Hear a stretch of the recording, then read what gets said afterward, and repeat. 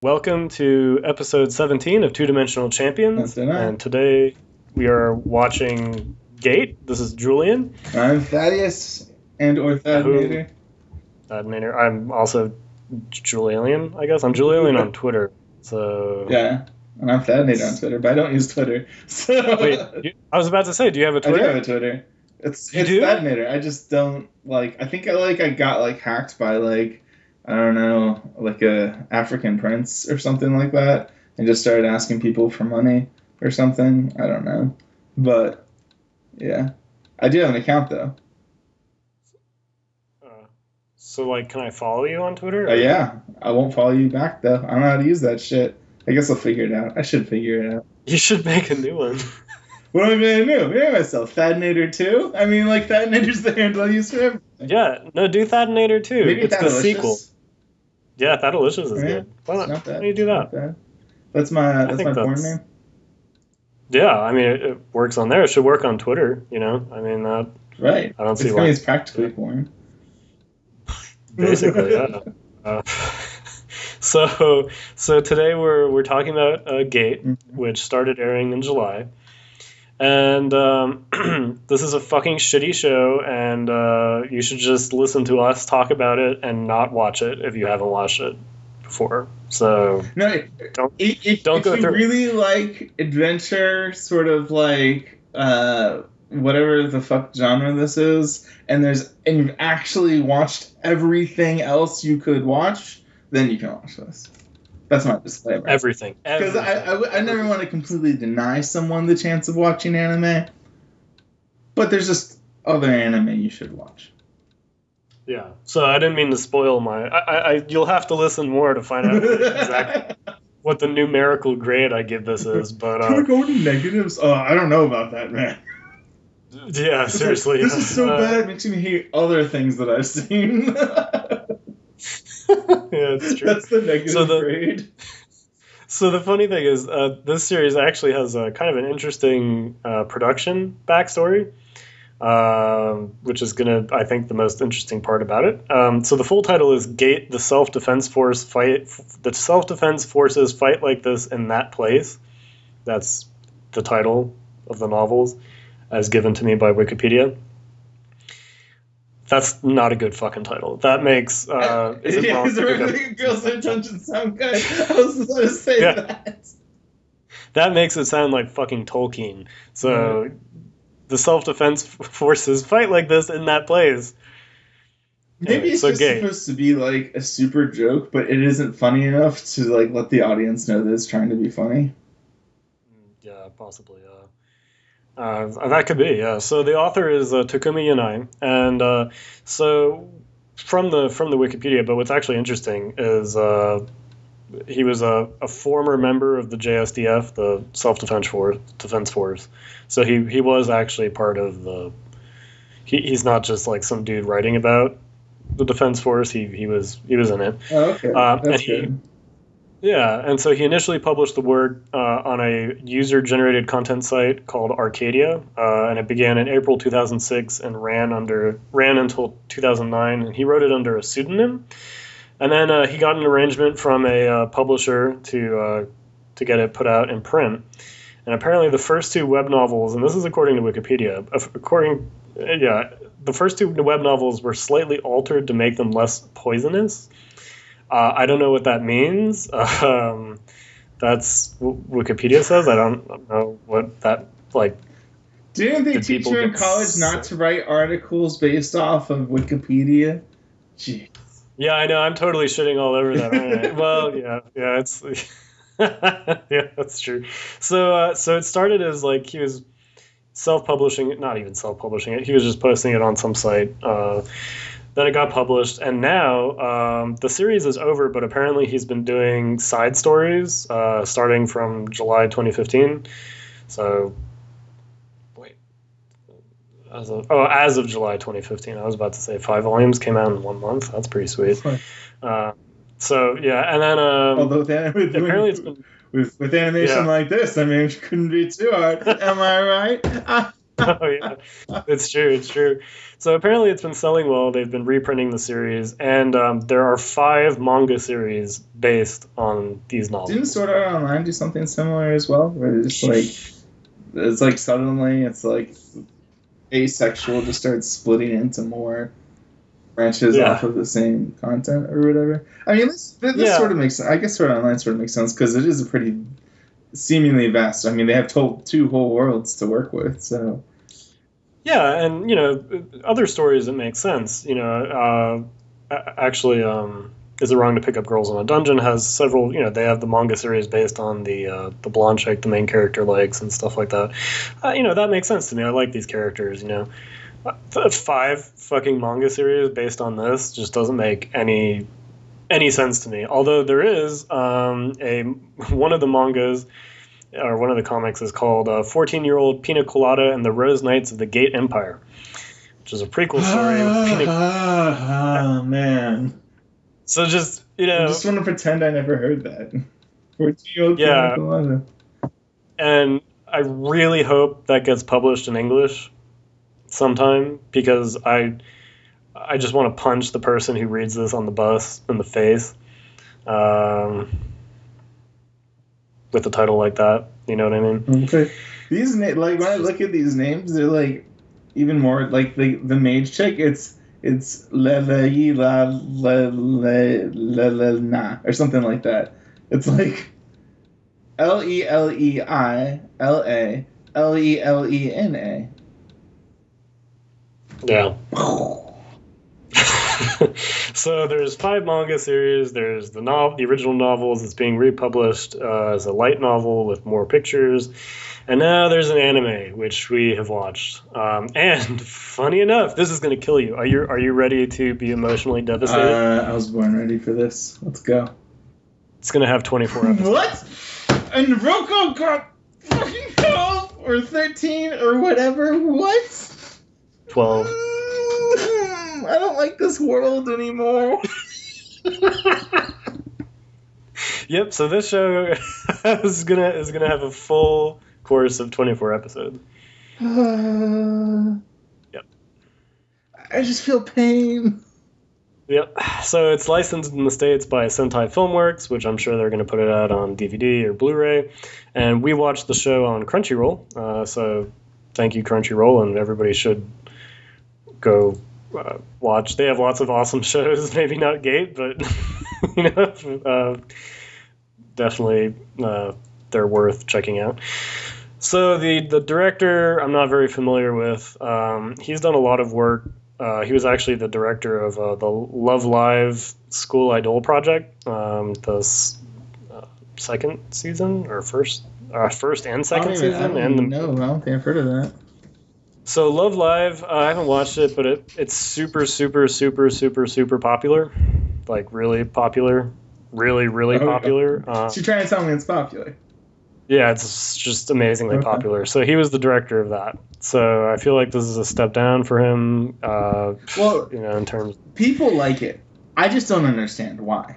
But people are apparently saying that this is good. So, like, maybe we just fucking missed something. Yeah, maybe. Maybe I just completely missed something. Oh, strangely, this guy was also the episode director for the 4th episode of Gundam Unicorn, which I actually really liked. Oh, I thought you were going to say, but the Immortal, I'd be like, well, that explains things. Yeah, it's like, oh, there we go. Now we're getting somewhere with that. It's all the pieces are starting to come together. Yeah. This show. Okay, so basically the story is there's this guy. His name is Yoji Itami. He's 33.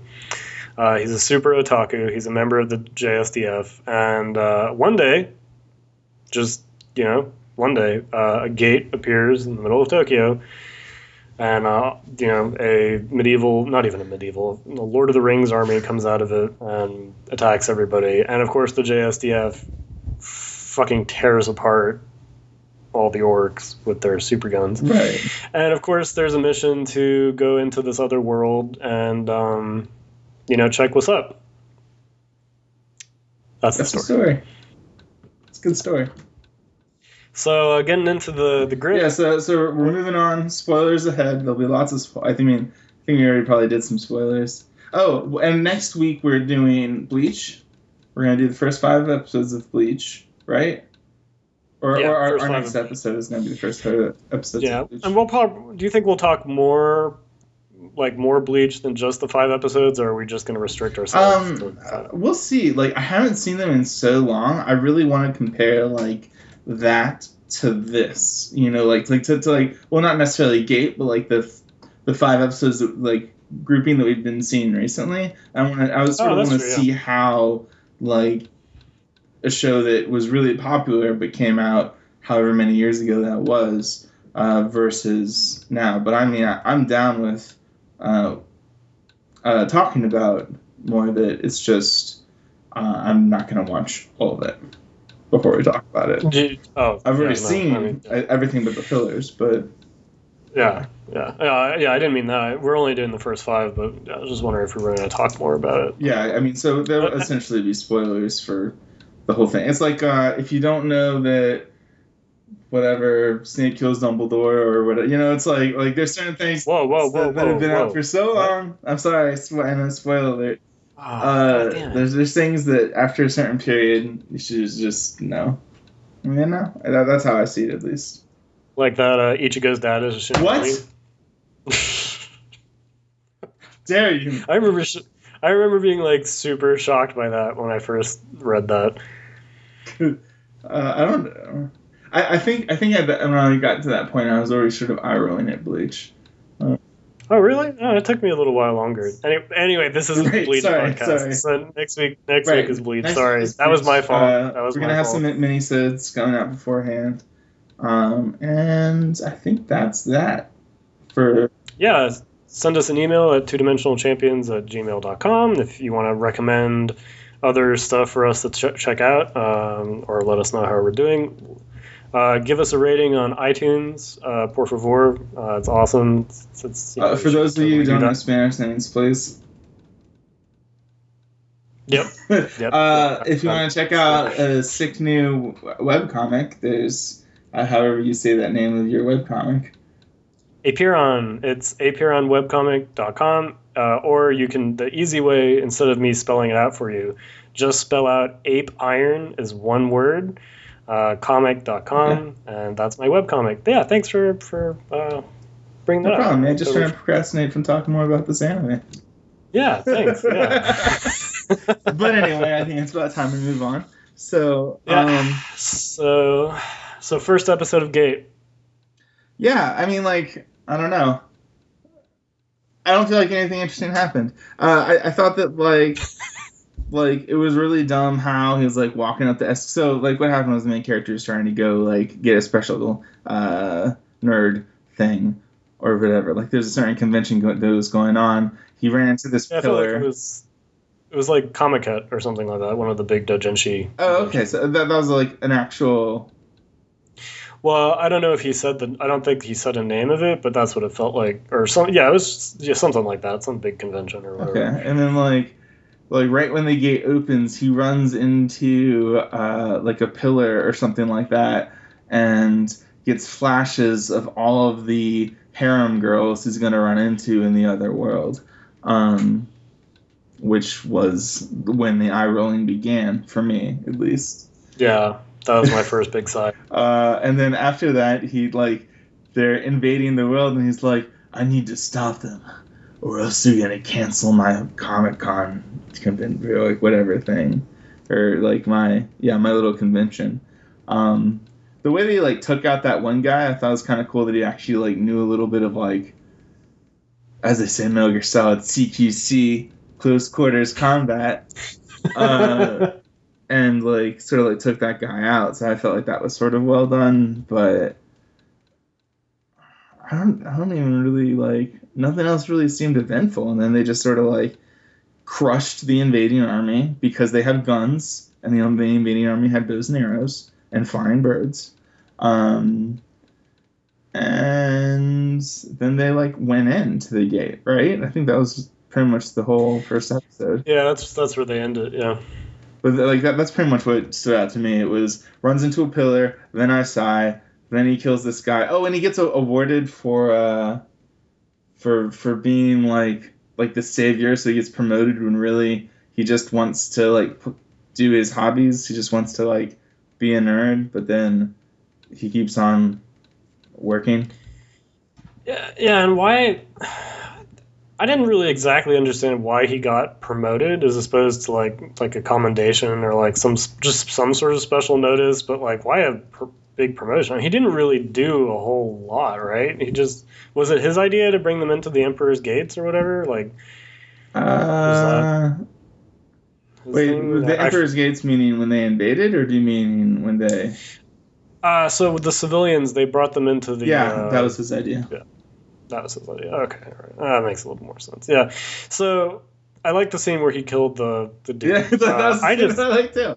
Yeah, I mean, I like that. I thought it was really creepy how, and this episode kind of starts it. So there's this little girl who sees the gate right before it first appears. Right. And he like comforts her and stuff like that. And this starts this like really creepy trend where like he just starts collecting girls, just starting from this one. Like, he doesn't bring her with him on the journey or whatever, but he's just like, he says he's like, I'm just super humane, right? But I think he's just a super creeper. Like, he's just mega creeper. But so it's really weird. He says that if he had to choose, and they make a big point of this, if he has to choose one thing over the other, he would choose his hobby over his job. But I'm not even exactly sure what his hobby is. Yeah, who knows? It's playing cell phone games, or like cell phone fantasy games, getting frustrated when he I play a few of them too, and I understand his pain when it's like, oh, you got to pay more for this, and it's like, oh, fuck that. But that's all he does, and then he talks about, circles, and which are like the groups that publish doujinshi and stuff like that in Japan. He talks about having like a waifu or something like that, I think in episode 2. Right. And he has like posters in his room and stuff, but it's kind of like, it just feels really cheap. You sort of feel like, and I don't know like when this happened, but I feel like I've in my time as a nerd or whatever, I've encountered like poser nerds that like he feels that'll do like name drops of geeky things, but then when you like try to ask them more about geeky things, then they're like, I don't know. It's like, what? Yeah, this guy just so thinking about, and this is going way back, but shows that really cater to nerds or otaku or whatever. So I think of Lucky Star, which one of the main characters was an otaku and was really into the same scene this guy's apparently into, but they actually name dropped real fucking shows and referenced stuff from real series and movies. This guy doesn't. There's none of that with this guy. So you can. I think they're doing it so that you can kind of project whatever you like onto this dude. But he just comes out feeling very fake. Yeah. And also, it doesn't make sense why he's so good at his job if he really just doesn't give a shit about it. If his main focus is just the playing of the video games and stuff. Because he shouldn't be that good. Right. He just shouldn't be. If his main focus is, if it's just supplying him for cash for his hobby, he should not be good at it. There's no way you unconsciously become an awesome soldier. Right. Which he does sort of seem like he's an awesome. He seems like a guy who never wants to fight or whatever. But I feel like it's like when he actually does fight, he's really good at what he does. Sort of. Yeah. Oh yeah. Yeah. And I just don't buy it. I just don't fucking buy it. I mean, because when I think of, even when I think of myself as like a nerd, it's like, well, I would be terrible in a combat situation. Right. Like, it's like I would just be terrible. Yeah. But I don't know. So I don't buy that. I think it's pandering to the highest possible degree to be like, I'm a giant otaku who's pretty lazy, doesn't give a shit about my job, but I'm sweet in combat, and I'm going to go to a world that fulfills all of my sexual fantasies. Sexual fantasies. It's basically an entire planet devoted to. That's actually just a dating sim. Yeah, it's actually just a dating sim. And that scene where he runs into the pillar, like you said, and sees the girls, I was like, what I felt like fuck? I was playing a dating sim. Yeah. Basically. On the other hand, one thing I did like, because it started in the first episode, I did like the opening. I thought it was fun. Yeah. I mean, I just liked how it was, though. That's true. Yeah. But you know, I was ragging on the animation or whatever before. The animation isn't really that terrible, but I feel like that the animation doesn't convey the expression of the characters well. Does that make sense? So yeah, the facial animation isn't very good. They're just not very expressive at all. Right. So it's like when I think of it, I don't think of like what the characters are feeling really. It doesn't really convey. It's but like Prison School, for instance, uses like very dramatic facial whatever stuff, like stands out a whole lot more as to like what the characters are feeling and thinking as opposed to this. But like the color and like the whatever stuff. I mean, like everything but expression, like human emotion or whatever, I feel like is done well enough. Yeah. So the other kind of thing I had with episode 1 too is how, and I know they, for, you know, plot purposes, I know they skipped over a lot, but I like how easy it was for Japan to be like, you know, so we're going to send our self-defense force into this other world because we're going to consider it part of Japan as the special region or whatever. And I was like, really? I just like how there's like, you know, it's not like scientists who lose their shit over this interdimensional gateway opening up in the middle of the city. It's politics and military. It's just the military, and they're just like, oh, we'll just send this in. And what's really funny, too, is there's no scientists that they sent fucking through the port. That's a really good point. So there's this hilarious scene where, I think it's in episode 4, where the elf chick, the goth loli, and the mage, the elf chick is like, well, you know, we're gonna have to leave the refugee camp eventually, and we'll have to like make our own way. But I don't know like what I'm gonna do. We're gonna have to like sell ourselves. Right. It's like, the fuck did you get to that? Right. That escalated quickly. Okay. I think they were actually talking about like being like escorts for the military. Was my impression. Oh. Yeah, maybe. But so then the mage is like, no, come with me. And so they go to the battlefield where these armies have been attacking the JSDF, and there's all these dead dragons. And they're like, well, let's just take the scales off of them, and then we can sell them because they're really. Well, and yeah, like I'm pretty sure the military just like they were like, here, yeah, you guys can like do whatever you want with this. Yeah. So what's really funny is the mage is like, and they're like, are you sure we can take these? And the mage is like, yeah, the military, the JSDF guys said that they don't care about the dragons. And I was like, they're fucking dragons. Like, really? They don't give a shit? There's nobody, there's no so if the gate, there's no like. Yeah, so if the gate is open all the time and they can go back and forth pretty conveniently, there's not just a horde of scientists picking apart every single little thing on that battlefield. Yeah. I mean, they don't give a shit about dragons.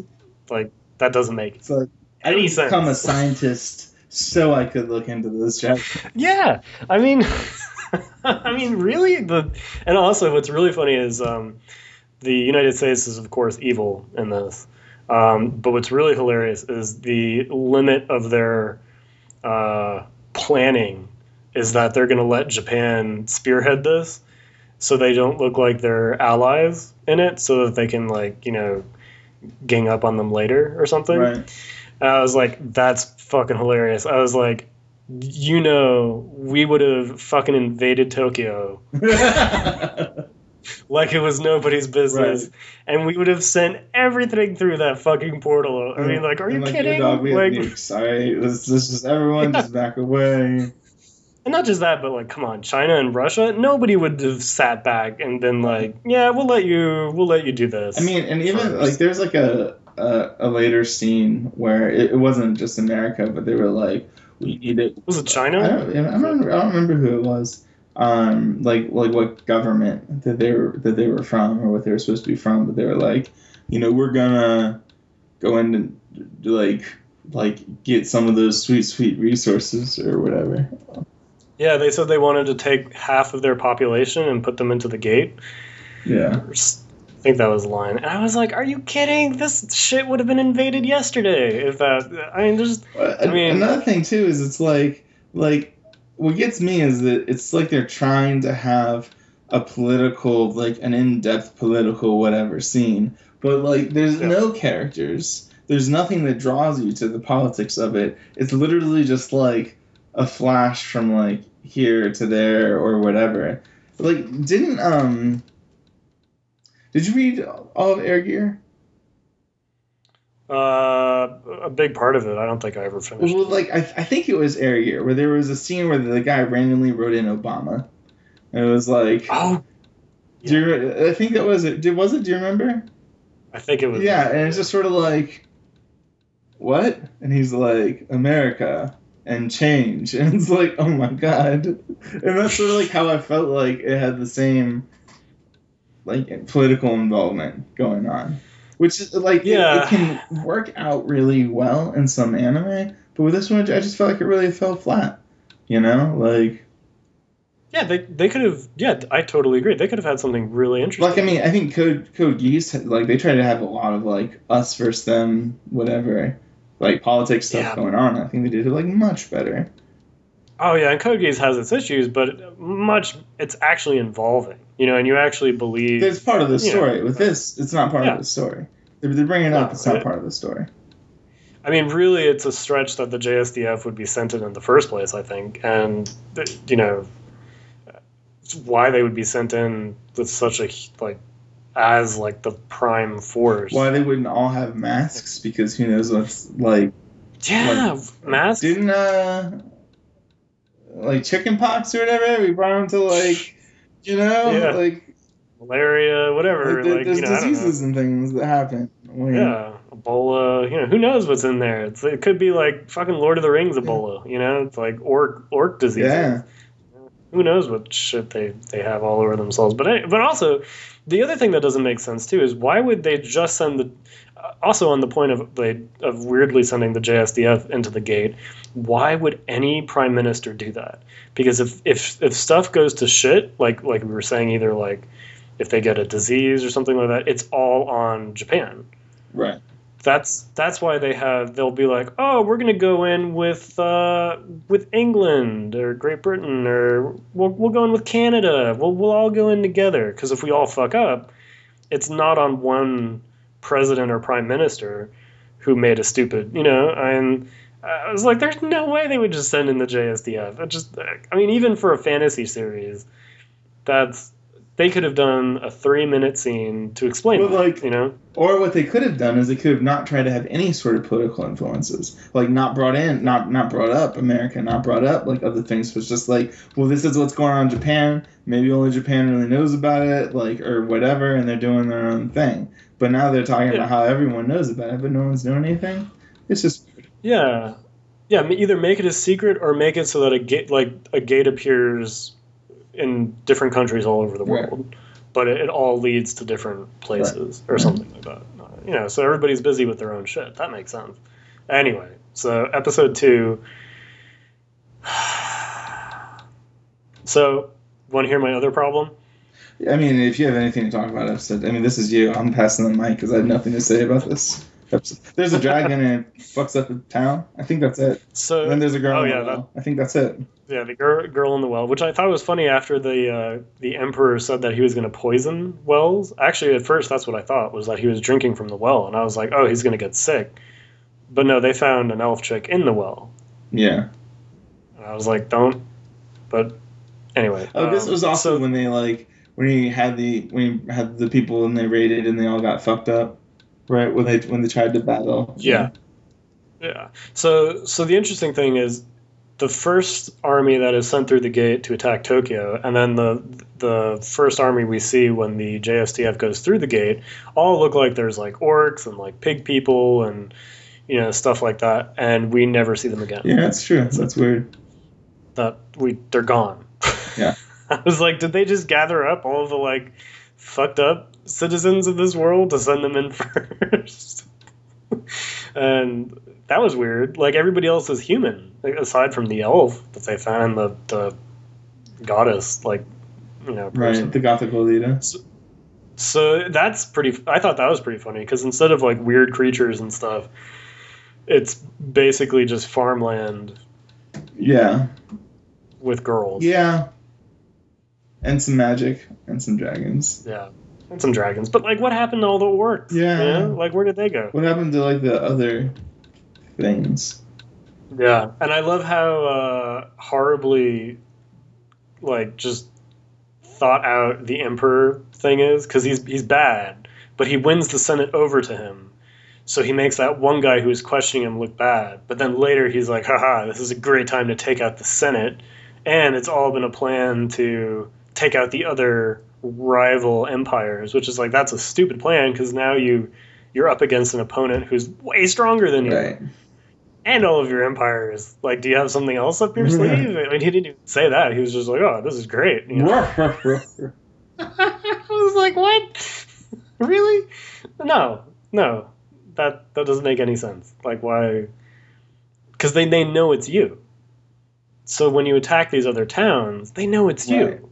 So then they get pissed at you, and they're gonna rise up anyway. And his person who was talking with them said that. They were like, oh, people are getting kind of upset with you. He's like, whatever, I'm gonna kill them. Wait, it wasn't his people that attacked that town in episode 5, was it? I thought it was like the survivors. Yeah, I thought the survivors from people who attacked turned into bandits or whatever, essentially. Yeah. And wanted to rape and pillage. And they're like, well, we can't kill those guys, so we're going to try to kill other people. Yeah. But it was like, again, you can have a fairly straightforward story of this emperor who's like, again, a little bit of politics, maybe make it a little, spice it up a little bit, different sides and stuff. But no, we're gonna just glaze over that, and we never see the Senate again, or we haven't, since episode 2.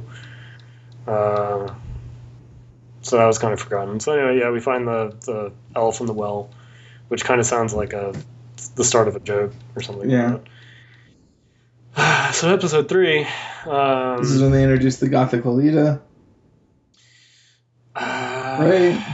Yeah, it is. Yeah, and also the main bulk of the episode is them fighting the dragon. Right. Which, oh my God, hit him in the eye. Yeah. Which I thought was. Yeah, that scene I thought was fucking stupid, because the elf wakes up and is like, oh, yeah, the eye. And it's like, you guys wouldn't have thought of that? Really? Like, you're not... Really? It's like, whole body, armor, eye, always softest spot.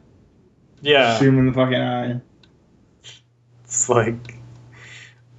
Anyway. And he says he's an otaku. If he's a fucking otaku, like in any game ever, it's like, oh, well, this is a boss. What's his weak spot? Oh, it's his eye, or it's his, golden scale, or, like...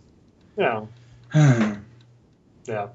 So what's also funny is this introduces the mage, Lele, or whatever. Yeah. I actually thought, I did like the scene where her master is trying to get all the books on the cart. Right. That I thought was pretty funny, because that reminds me of myself as I move my shit, because I have all these books. And I'm like, I've got to take all of them, so... Right.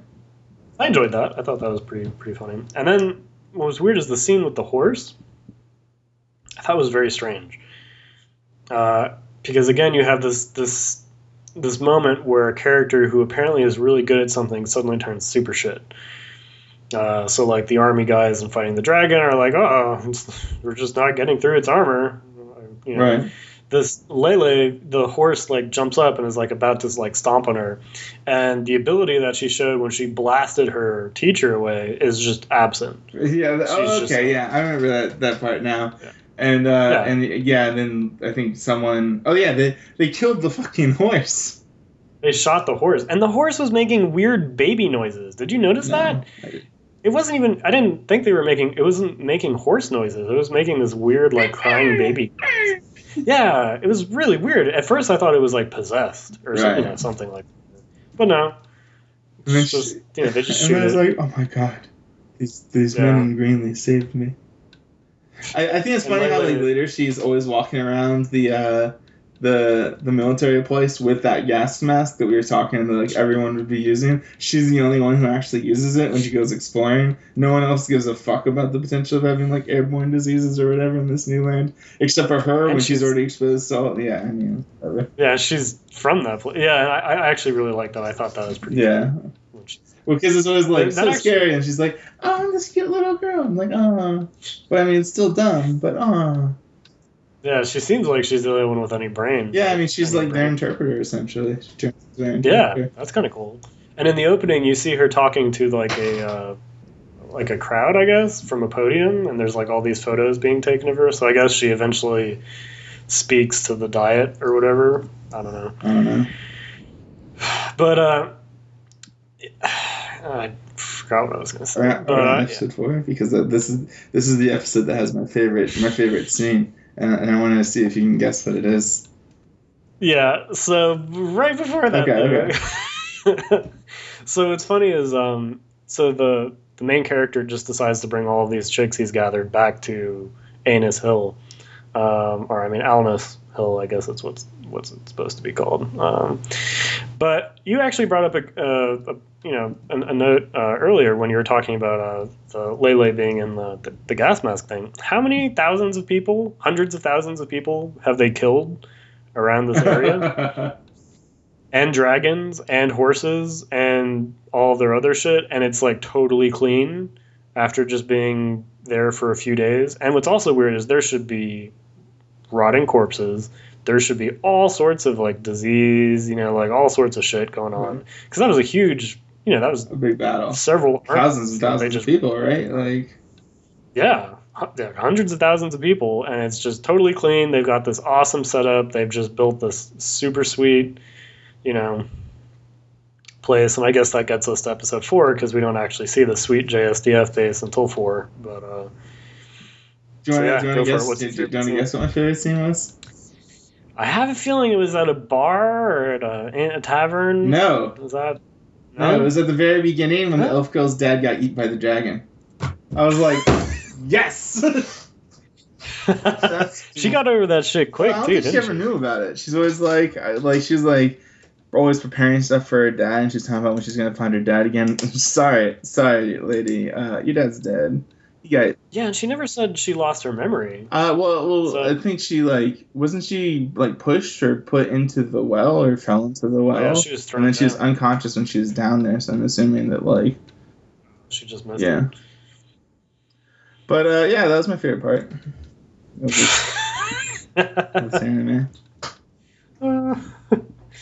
Yeah, I 4 basically focuses on basically they're all at Anus Hill, and Pina Colada learns about the JSDF's battle with the dragon, and this is where the innkeeper talks. And they're like, "There's no way they actually killed the dragon," and she's like, "Yeah, they killed the dragon with a with a great iron cock." Yep, and that's actually what the subtitles. I rewound and watched that twice, and I think used it 3 times. Yeah, with a great iron cock. Mm-hmm. Yeah, that's what and it's funny. Yeah, exactly. The giant schlong that pierces the dragon. Yeah. So oddly, so the main character gets in trouble because this guy questions him and says, when you lost radio contact, you just brought all these people Right. back. It's like, it was just you just wanted to bring them back, right? And he's like, no, it could have just been shit in the ionosphere, dude. And so the government gives him, tells him to take care of all these chicks. Right. So now he's really collecting chicks. Right. That's actually, there's your job is to be the harem guy in this anime. He's like, okay. Sir, yes, sir. And what's really funny is in episode 6, he blatantly takes all the prisoners that they captured from that battle, female. And he just takes the chicks, yeah. And his fellow soldiers are like, they're all women. He's like, that's just a coincidence. And I was like, do people not understand that this guy's a fucking creep at this point? He's got the elf, he's got the weird goth, goddess chick. I mean, he's just gathering girls. And what's weird is he and his buddy up in the front seat are talking about all this, especially for army officers, creepy shit. Right. You know what I mean? Sure. Yeah, and everybody's like, they're good guys, though. He's so humane. He's taking care of everybody. He cares about humane is their buzzword. Yeah, humane is their super buzzword. And of course, we also see how the JSDF is super organized. They take care of people. The elf even says that living at this refugee camp beats living in the forest, which is a little strange because it seemed like before the dragon fucked it up, she had a pretty sweet, treehouse, forest. Oh, well, but they had a hot tub. Oh yeah. So I thought that was so the JSDF is great. Is just great. They're just awesome. They're just America. It's yeah, and this is how, of course, in American movies, the military gets shown. So I understand. We got our shit together. Stuff goes well. We execute plans super fast. We take care of the poor innocent people that get caught in the crossfire. Same old good stuff. But yeah, I mean, really, the JSDF, I actually do like the two women that are part of his unit that he's.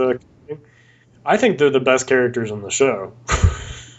Yeah, well, I mean, I don't know. You don't really know anything about any of the characters, so it's hard for me to say that there's any real characters in the show. There's But at least they wear the proper uniform. You know what I mean? They're not actually that one scene when the chick went in and fought. Cool. And it was actually really well done. The stab, the shoot, the movement, the taking out the pistol, the shooting, I was like, oh wow, that was really well done. Yeah, that was actually and that was the first moment where I was like, oh, that's pretty sweet. That was actually kind of cool. And I like that they were kind of supposed to be questioning the commander, the main character, a little bit. They're kind of like, really? Are you really all that? But now they've just totally bought into the stuff. Yeah, they've totally bought into the bullshit. So, and also, was it this episode? Is this the one where? Because Pina Colada was introduced, I think, in episode 2 when she asks her dad, for what he's doing to fight the invaders or something like that. But I think in this one, they're actively trying to find out more about the JSDF, and they find the general who was blown up in the second episode. Yeah, that was a cameo I wasn't expecting. I mean, he got the shit blown out of him, right? Was I just making that up in my brain? Well, I mean, he's still, when they found him, he didn't, have appendages. Well, yeah, but I mean, that fucking thing blew up right on top of him, right? He looked pretty good, really, for that. And his other eye still works, so that's, Oh, yeah. He wasn't blinded or anything. Yeah. So then there's this weird scene with the elf chick who...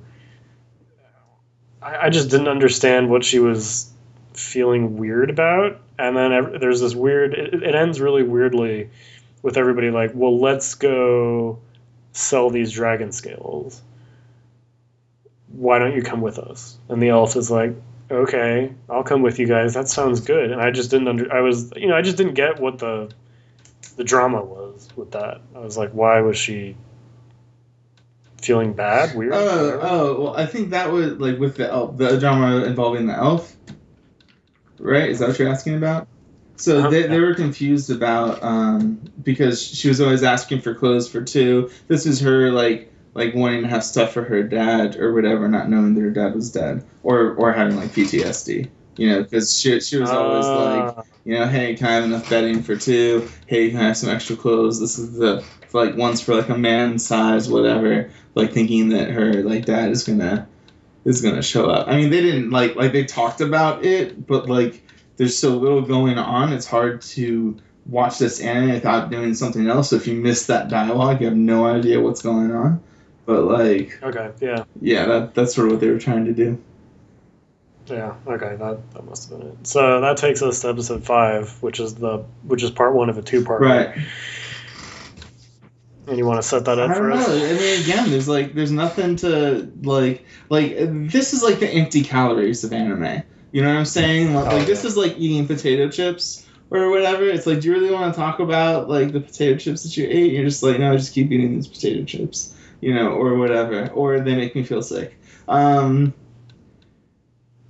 Like, you know, they end up going to this city that's like being under siege by the bandits that we were talking about earlier, and then like the princess tries to sabotage the team, but like the guy doesn't care because he just wants to help the civilians, and then the bandits, you know, they attack the wrong wings, so then like the princess is in the wrong and she feels bad about like, you know, how she's trying to deceive these people, but she really needs their help, and like, I mean, it's just so like generic. You know? Yeah, and actually, I think it was this episode. I did enjoy the flashback with Pina Colada forming her group of knights. Right. I thought that was actually like a moment of actual character development. Yeah. But it's preceded by, so she's never fought before, but she has this really weird line after the first battle, after about being like siege, completely like raped and like violently raped.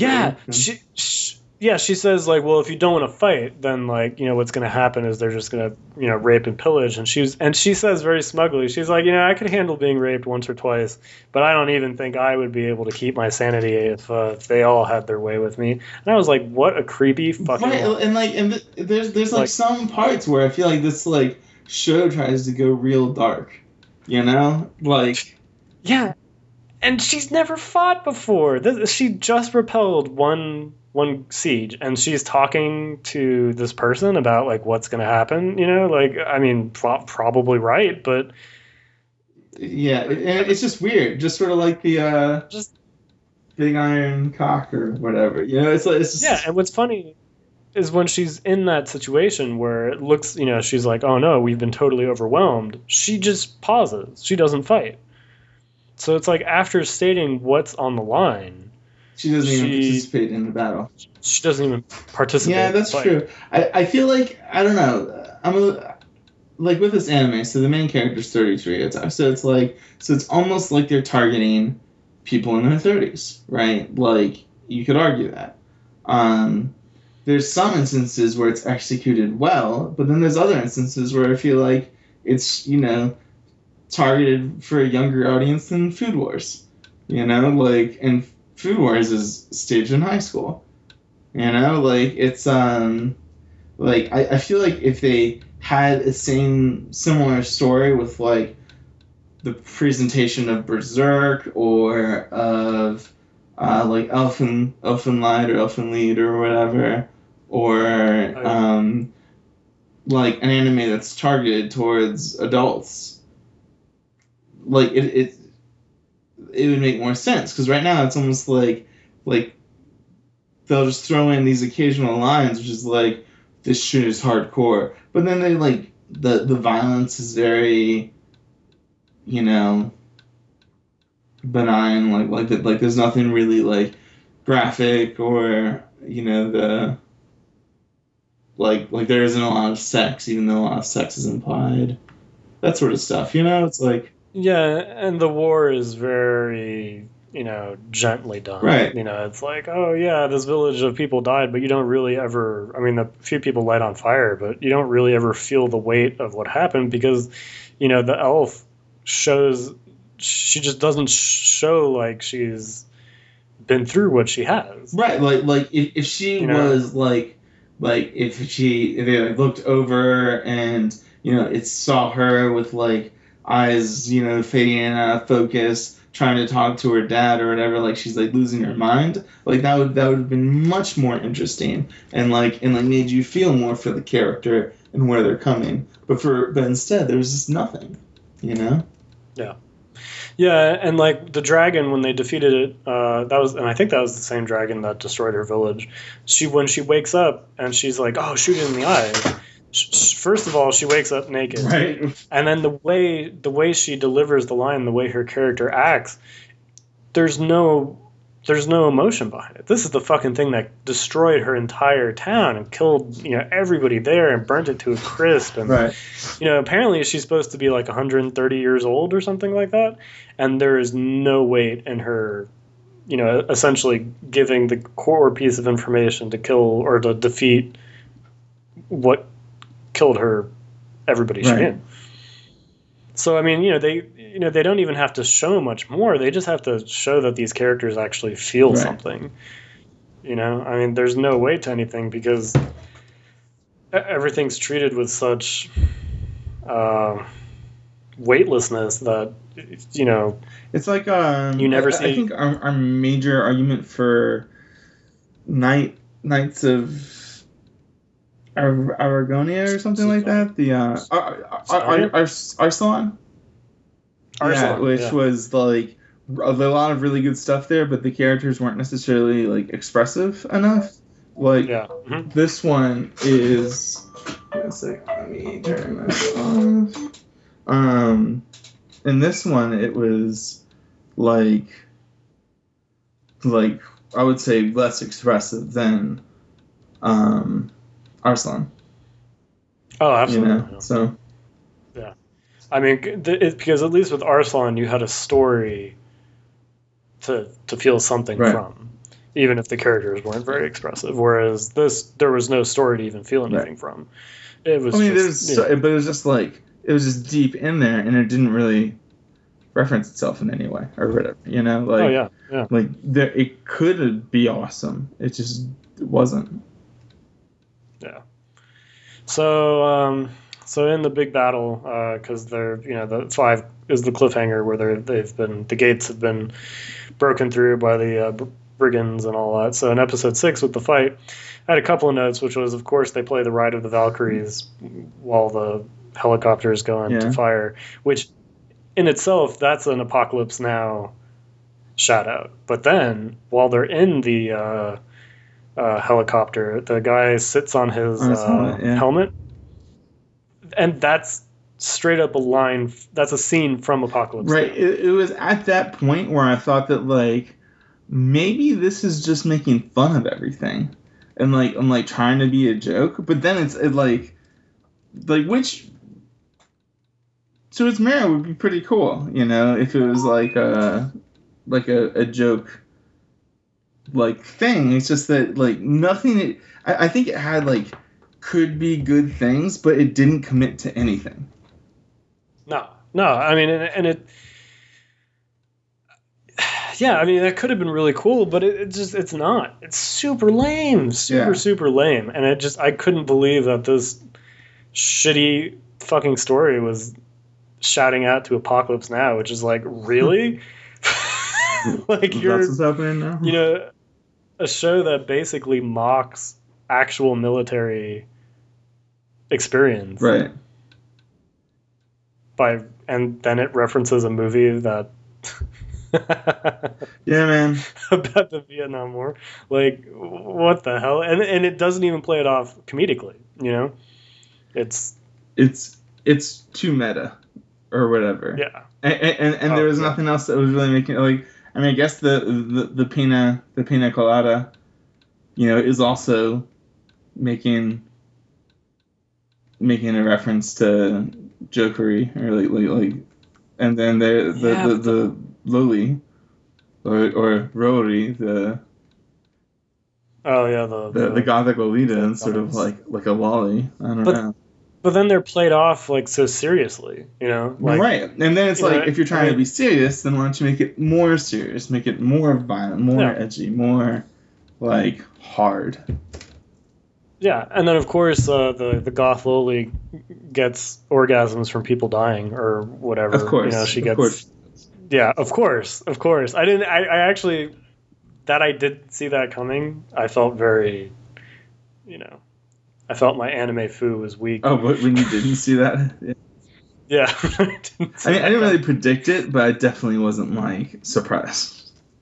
Yeah, I was like, of course that's what happens, and of course the only way for her to, feel better is to kill people. Yeah, of course, yeah. That's, of course, yeah. I mean, like, but she doesn't take anything seriously herself, so she doesn't help this problem the show has with nothing being serious while they're at the same time.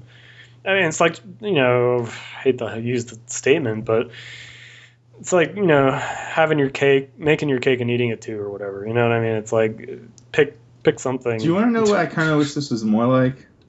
I wish it was more like a Kame ga Kill.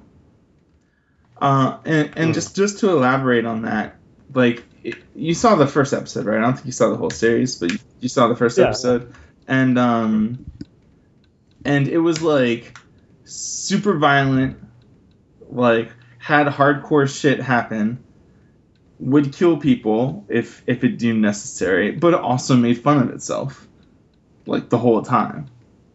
And I enjoyed that. I enjoyed that sort of thing. And this one, it was like, just didn't commit to, like, one could argue that a Kame ga Kill committed too much to some of those things that it was doing, but this one I just really don't feel like committed enough. No, I mean 6 episodes in, it's impossible to see, that it's. I don't think it's doing anything. Yeah, and that's its big problem. So I don't know. The way what I thought by the time I got to the end of episode 6, which I thought it was funny that when they of course encounter the all female group of knights. Of course. He of course is outside of the cars, and when he tells them to leave, I thought it was really funny how quickly they left. Yeah. They ditched him completely. And they're like, all right. Yeah. And there was no attempt to get him back. No attempt. I was like, there wasn't even like even his buddy wasn't like, well, let's get you come with us, man. Yeah. I mean, they just have swords. What are they gonna do? Why don't we just fucking shoot them with our guns? Yeah. Why don't we just shoot them?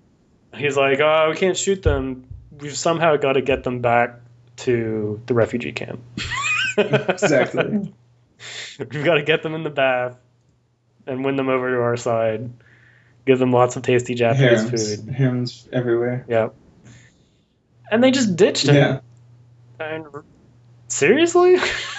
I mean, that was like the end of the episode. Like on I don't know why, but I find myself at episode 7, and they are trying to sort of figure a way to get him back. But they are at that point. Yeah.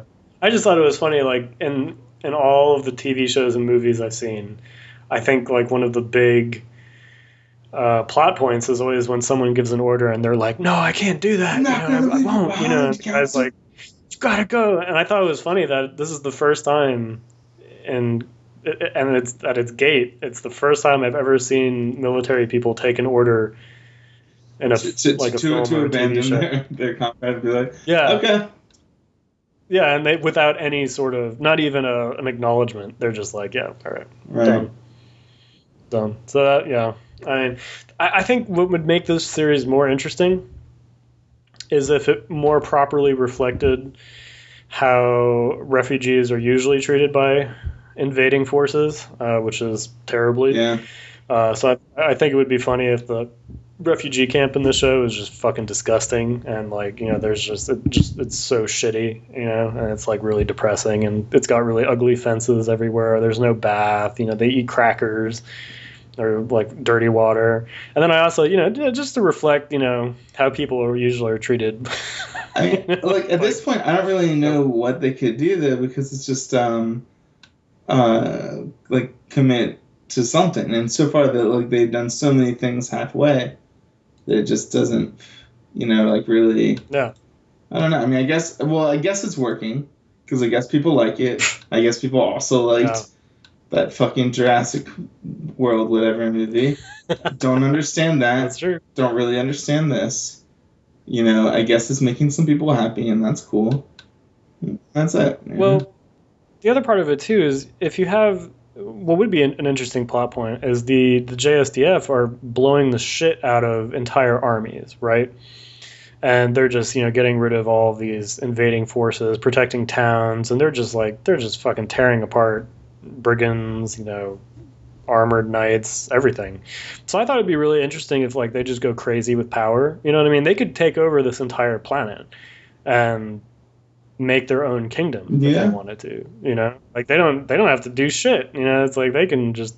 So I thought it would be interesting if like some of the soldiers just totally go AWOL, you know, and like take over towns. I mean, didn't the princess say something like, you know, if these guys wanted to make us surrender, I would like lick their boot or something like that. Yeah, another where it's like getting dark, but the anime is not dark. It's like I don't understand. And she's like blushing too. It's like, what? Like Hana, and she's wearing. Yeah, and under her armor, she's of course wearing like a boob window shirt or dress, whatever. Which I was like, you know. So, but what's funny is like, of course, the JSDF are so morally upstanding that there's no way they would do that, and of course they would save this town without asking anything except for the creepy female prisoners thing. But that's that dude, you know. Oh, it's treat the prisoners well, and we're gonna keep some of these. Yeah, and I thought that was funny because they were like, "What? You would treat the people that invaded a peaceful town well?" And I liked how quickly the chick was just like, "Sure, we'll do it." You know, they like executed those bitches the next day. Right? It's like, yeah, whatever. Yeah, they're like, "Sure, we'll agree to that." Sure. Yeah. So yeah, it'd be interesting. I mean, I think that's pretty much. Do you have anything else you want to talk on, or just like wrap it up? Oh, that's all my notes. Yeah, my last note was just about how it'd be interesting if the soldiers went crazy. But they're not going to do that. That's too high of a bar for this fucking show. Right. So yeah, I'm gonna do a big shock, and I'm gonna give this a 0. Oh really? Oh yeah, it's a total 0. I mean, I actually don't understand. So I like a lot of dumb shit, and I also appreciated that, you know, there were 2 shout-outs to the Godzilla franchise in this show. You know, how they're saying the JSDF always fights giant monsters, and the older guy, you know, is like, is it King Ghidorah with a single head? And, you know, so, you know, I appreciated the shout-outs, but, so I like a lot of dumb shit. But this shit is like, not only is it stupid, but it attempts to do, like, almost do cool things, and then doesn't commit to anything. You know, yeah, it just doesn't commit to it. Doesn't even commit to being dumb. Right. So, at least, you know, at least Triage X committed to being what it was. It knew it was fan service, and it delivered on that fan service. Yeah, and it delivered. It knew it was going to do one thing really well, and it was going to do that. You want plot? You're not coming here for plot. You know, like you want like a coherent whatever storyline and like, you know, whatever. And it's like, that's not happening here. You want tits? We got you tits. Like that's Triage X. Yeah, so like I can understand that. You know, I can get behind that. I can be like, yeah, if you like boobs and you like this show, I understand because it's got boobs everywhere and it's got, you know, hot chicks shooting shit. You know, I like the chick with the mask who like had that giant, was it like casket or something that she just Yeah, cool, so I mean, cool violence, I guess it had cool violence. Whereas like the fights, there was one good fight. It was in episode 6, and it was only, it was good, but it was everything else was so bland before. Right. And like when that guy got knifed in episode 1, like there were some sort of cool fights, but they were very small and few and far between. Yeah. So actually, the other series this reminded me of is, have you read any of Drifters? Kota Hirano's new series. Read it, but yeah, I do know of it. Yeah. So in that, it's kind of a similar idea, which is you have people, and in this case, there's no gate. It's just people who across time get placed into this fantasy world. Right. But he commits to the shit that goes down in that series. I mean, perhaps to a fault, you know what I mean? You know, it's like, I mean, I'm not saying that's like a model storyline or anything like that, but he at least commits to what he's doing with that. You know, it's like, it's going to be super violent. There's going to be crazy fights, and I'm just going to have all sorts of people, you know, throughout history just thrown into this. Your cat is really upset about this anime. He's just like, why are you still talking about this? Yeah, he just came in and was like, oh, this is terrible. Just talking about it makes me want to cry. Yeah. So that's Panzer, everybody. So that's our guest star for this episode. But see what I mean? It's like, it committed to, you know, again, it's a similar story, but with that, I really enjoy it, you know? Whereas this, it doesn't do anything good. There's nothing good in this. And on top of it, it's this creepy sort of advertisement for how awesome the self-defense force is. You know, I mean, it's like there's no government that works that good. And I do understand that American movies are very similar to this and all that. And so I'm not saying that those are better or anything like that. I would be pissed if this was an American show. Right. You know? Probably more pissed because we probably like anime. Yeah. Oh yeah. So you know what I mean. It just doesn't do anything, and it's not very well directed. And the girls, they're not even, the military chicks are cool, but we just don't see enough of them because of elves and the goth loli. Yeah. Yeah. I mean, so my thing on this is it's like I might end up, like, I do like this genre, so I might end up watching it while doing something else, but I'm like not going to recommend it to anyone. I'm not going to like try to like watch it on a weekly basis, like I've kept up with Roke and I've kept up with the Food Wars, and I've really been enjoying those. Like this one, it's like I might accidentally binge watch it while grinding out riffs in Diablo or something like that, like, which is exactly what I did for 3 of the episodes. But I just don't. Again, I think it would have been great if it really committed to something. I just feel like it didn't commit to anything. I would recommend Gate to somebody who already hates anime, because they would watch this show and it would just I knew it was terrible. I knew it. Yeah, it would just cement everything that they already hate about the genre. Yeah. Everything. It's like, if you want underage girls, you got it. If you want, exactly creepy, creepy like pro-nationalist, shit, you got it. Do you want a really messy, storyline that never goes anywhere, cheap animation, you got it.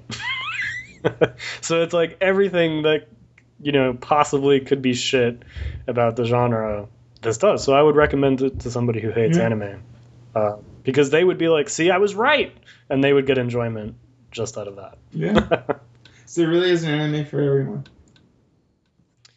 There really is, even for people who don't like anime. And I actually never thought I would find a series that would be like that. I really didn't in all my years, and I've watched a lot of terrible shows, but this. Yeah, it's right. Yeah, Gate. And that is the wrap up of Two Dimensional Champions Gate episode. So. Yep, and so we'll see you all next time we have 2 shorts coming up. And then Bleach. And then Bleach. So we'll catch you all back next time. Take care. Bye.